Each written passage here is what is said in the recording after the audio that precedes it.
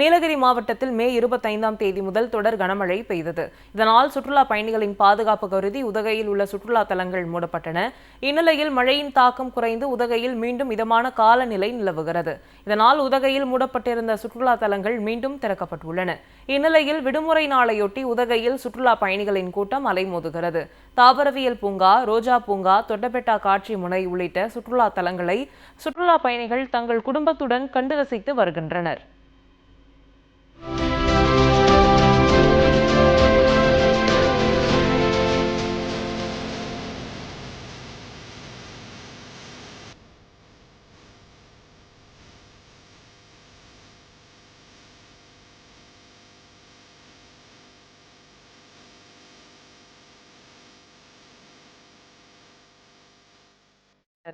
நீலகிரி மாவட்டத்தில் கடந்த வாரம் பெய்த கனமழை காரணமாக முதுமலை புலிகள் காப்பகம் பசுமையுடன் காட்சியளிக்கிறது.